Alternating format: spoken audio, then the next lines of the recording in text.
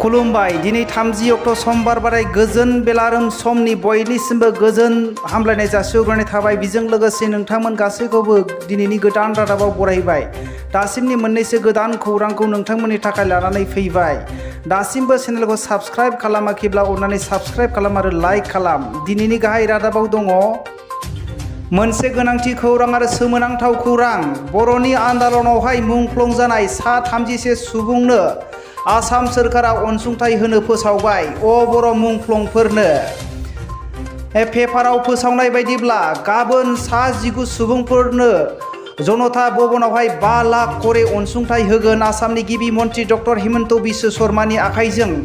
सोमोनांथाव बाथ्राया बेनो, दिनै गोबां सुबुंफोरा बर' आन्दालनाव मुंख्लं जानानै थांबाय, नाथाय दासिमबो बेफोरखौ होनायनि आखाइ लायाखै।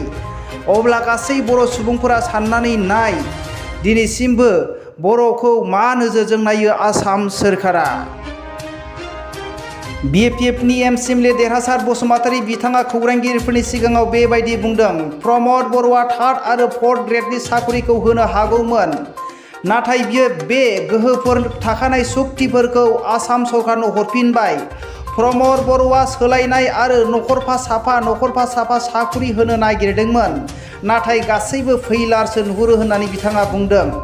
नाथाय दिनैसिमबो एक्स-एनडिबिफोरनो रां होनो हायाखै आरो गोबां एनडिबि साजायनानै गावथारजानायफोरनो दासिमबो अनसुंथाइ होनो हायाखै होननानै बिथाङा खौरांगिरिफोरनि सिगाङाव बुंदों। आसाम सोरखारनि मोनसे मोजां खौरां, जायफ्रा एसेल' धोरोम सुबुंनि दङ बिसोरनो माइनरिटि सार्टिफिकेट होनाय जासिगोन होननानै आसामनि हेल्थ मिनिस्टार केशव महन्त बिथाङा बुंदों। बे सार्टिफिकेटखौ मोनगोन ख्रिस्टान धोरोमनि, मुस्लिम धोरोमनि, सिख धोरोमनि, बुद्धिस्ट धोरोमनि, जैन धोरोमनि आरो पेरिस धोरोमनि सुबुंफोरा मोननाय जागोन होननानै केशव महन्त बिथाङा फोरमायदों। गोबां स्किमफोर दङ बे माइनरिटि फान्डआवहाय। बे माइनरिटिनि सुबिदाखौ गोख्रैनो खम समनि गेजेरावनो होनाय जासिगोन होननानै आसाम सरकारा फोसावदों।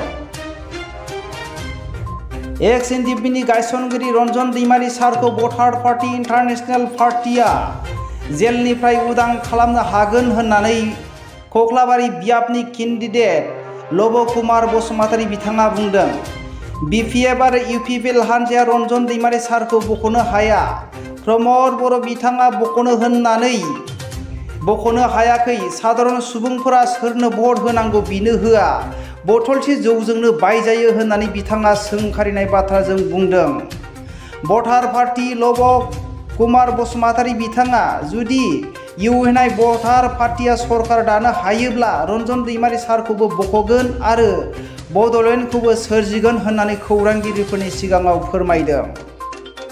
आसाम रायजोआवहाय सानै गिबि मन्त्रि दङ नामा होननानै APCCनि आफादगिरि भुपेन बर' बिथाङा बुंदों।